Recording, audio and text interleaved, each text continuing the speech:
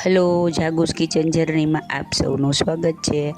Friends, આજે આપણે બનાવશું રેસ્ટોરન્ટ સ્ટાઇલ એકદમ મસ્ત અને એકદમ સુપર ટેસ્ટી એવી અને સુપર ઇઝી વેજીટેબલ બિરયાની. આ બિરયાની એટલી સુપર ટેસ્ટી અને સુપર ઇઝી છે ને કે હું તમને શું કહું. તો ચાલો શરૂ કરીએ. સૌથી પહેલાં આપણે 2 કલાક અગાઉ 200 ગ્રામ જેટલા બાસમતી ચોખા પલાળીને રાખી દેવાના છે અને તેનું વધારાનું પાણી કાઢી નાખવાનું છે. હવે આપણે એક પેન લેશું અને તેમાં 1 ચમચી જેટલું ઘી ગરમ મૂકશું. ઘી ગરમ થાય એટલે તેમાં 2 નાના ટુકડા તજ, 3-4 લવિંગ અને 8-10 મરી અને 1 બાદિયાન લેશું. ત્યારબાદ તેમાં 2 થી 3 જેટલા કટકા જેટલા તમાલપત્ર લેશું અને તેને સરસ રીતે થવા દેશું. બધું સરસ એકદમ શેકાઈ જાય એટલે આપણે તેમાં પાણી એડ કરીશું. તમે જેટલા ચોખા લીધા હોય તેનાથી 3 ગણું પાણી લેવાનું છે. એટલે કે અત્યારે આપણે 1.5 કપ ચોખા લીધા છે તો 4.5 કપ જેટલું પાણી લેવાનું છે. પાણી થોડું વધારે લેવાનું છે. પાણી એકદમ સરસ ગરમ થઈ જાય અને ઉકળે એટલે આપણે તેમાં ચોખાને એડ કરી દઈશું. તે ચડે ત્યાં સુધીમાં આપણે વેજીટેબલ લઈ લઈએ. વેજીટેબલમાં મેં કાપેલા 1/2 કપ બટેટા, 1/2 કપ કેપ્સિકમ, 1/2 કપ ગાજર, 1/2 કપ ફ્લાવર અને 2-3 ચમચા જેટલી ફણસી સમારીને લીધેલી છે. હવે આપણે તેને મેરિનેટ કરશું. મેરિનેશન રેડી કરવા માટે 2 ચમચા જેટલું દહીં લેવાનું છે. દહીં થોડું કડક હોય તેવું લેવાનું છે. ત્યારબાદ તેમાં 1 ચમચી લાલ મરચું પાવડર, 1 ચમચી ધાણા જીરું પાવડર, 1/2 ચમચી હળદર, 1/2 ચમચી હિંગ, 1/2 ચમચી ગરમ મસાલો અને સ્વાદ મુજબ મીઠું એડ કરીશું.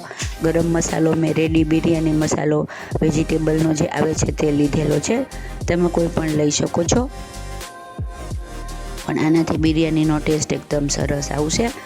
જો તમને એ ન મળે તો તમે કિચન કિંગ મસાલો પણ લઈ શકો છો. હવે આપણે 1 ચમચી જેટલું તેલ એડ કરીશું અને બરાબર મિક્સ કરી અને મેરિનેશનને રેડી કરી લેશું.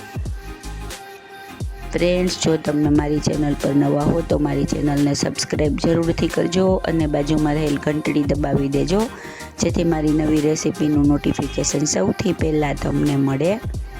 આપણું મેરિનેશન રેડી થઈ ગયું છે. હવે આપણે બધા શાકભાજી તેમાં ઉમેરી દેશું અને તેને 5 મિનિટ રેસ્ટ કરવા મૂકશું, જેથી તે સરસ રીતે મેરિનેટ થઈ જાય. બધા શાકભાજીને ધોઈ લેવાના છે. હવે મિક્સ કરી અને આપણે તેને 5 મિનિટ સુધી રેસ્ટ કરવા મૂકી દેશું.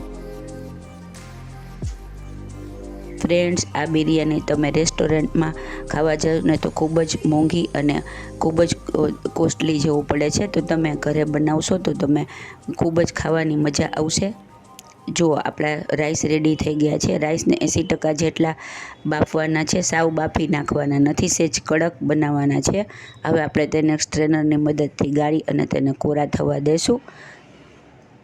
હવે આપણે મેરિનેટ કરેલા વેજીટેબલ્સને સોતે કરીશું. આના માટે મેં 2 ચમચી ઘી પહેલાં મૂકેલું છે. સૌથી પહેલાં આપણે તેમાં 2 થી 3 ચમચા જેટલા કાજુના ટુકડા એડ કરી અને તેને ફ્રાય કરી લેશું અને પછી કાઢી લેશું. ત્યારબાદ 1 મીડિયમ સાઇઝની ડુંગળી લેશું અને તેને ફ્રાય કરી લેશું. ડુંગળીને એકદમ બ્રાઉન કલરની ફ્રાય કરવાની છે અને તેને પણ કાઢી લેશું.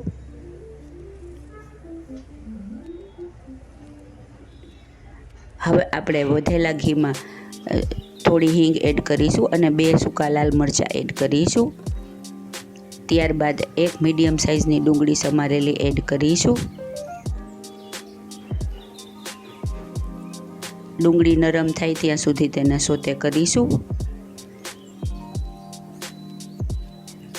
હવે આપણે તેમાં મેરિનેટ કરેલા બધા શાકભાજીને એડ કરી લેશું. બરાબર મિક્સ કરી અને ઢાંકણ ઢાંકી મીડિયમ ગેસે તેને ચડવા દેશું. શાકભાજી સેજ કડક ચડાવવાના છે, સાવ ચડાવી નાખવાના નથી. ફ્રેન્ડ્સ, આ બિરયાની તમે એમનેમ પણ ખાઈ શકો અને દહીં સાથે ખાઈ શકો. એટલી સરસ લાગે છે ને કે હું તમને શું કહું. તો તમે ચોક્કસથી બનાવજો, મજા જ પડી જશે. અને આપણા શાકભાજી ઓલમોસ્ટ રેડી થઈ ગયા છે. આપણે તેને ચેક કરી અને જોઈ લઈશું.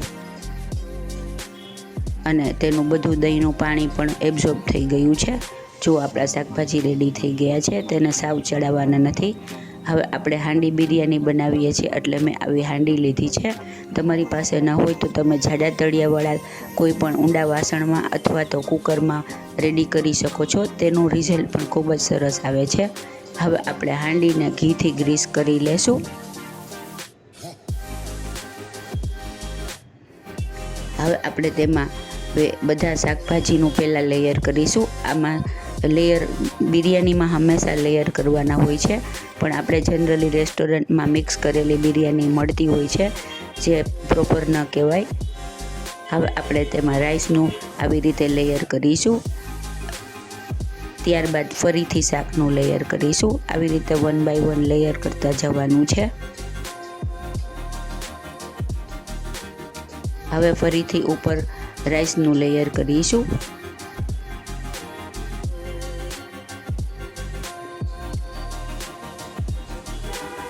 છેલ્લે ઉપર રાઈસનું લેયર આવે તેવી રીતે લેયર કરવાના છે. સૌથી નીચે પહેલાં શાક આવે અને ઉપર રાઈસ આવે એવી રીતે લેયર રેડી કરવાના છે.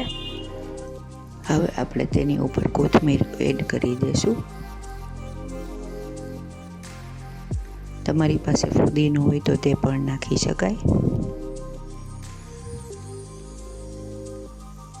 ત્યારબાદ આપણે તેની ઉપર ફ્રાય કરેલી ડુંગળી એડ કરી દઈશું અને ત્યારબાદ તેના ઉપર ફ્રાય કરેલા કાજુ એડ કરી દઈશું. 4 ચમચી દૂધમાં કેસર ઉગાડી અને રાખ્યું છે 10 મિનિટ પહેલાં, તે એડ કરીશું.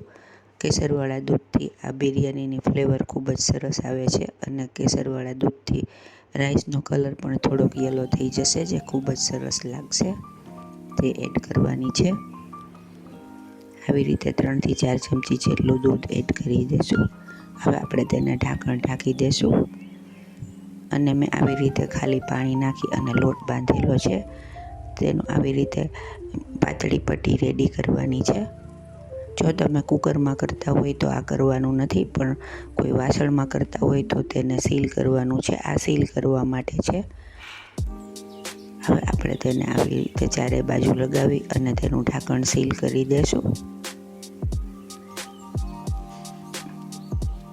કુકરમાં કરતા હોય તો નથી કરવાનું, પણ કોઈ વાસણમાં કરતા હોય તો તપેલામાં તો આવી રીતે તેની ડીશ સીલ કરી દેવાની છે. ત્યારબાદ સાવ ધીમા ગેસે 10 મિનિટ સુધી આપણે તેને સીઝવા દેશું, જેથી બધા વેજીટેબલ્સ અને દૂધ બધાની સ્મેલ સરસ ચોખામાં આવી જાય અને તે સરસ લાગે. હવે આપણે આવી રીતે બધા લોટને કાઢી નાખવાનું છે. લોટ કડક થઈ જશે એટલે તેની મેળે જ નીકળી જશે.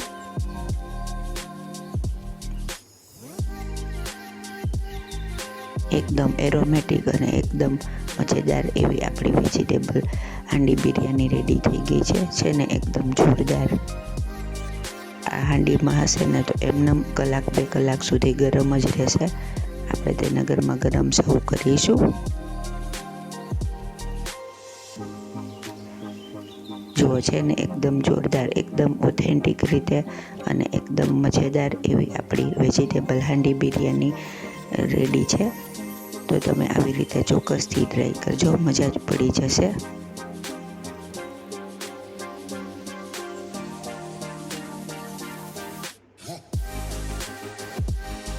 આ બિરયાની ખાવાની એટલી મજા આવે છે ને કે જામ જ પડી જાય. અને આ 1 પોટ મીલ છે, તમારે બીજું કંઈ જ બનાવવું નહીં પડે. ફ્રેન્ડ્સ, જો તમને મારી રેસીપી પસંદ આવી હોય તો મારી ચેનલને લાઈક, શેર અને સબસ્ક્રાઈબ જરૂરથી કરજો. અને ધન્યવાદ.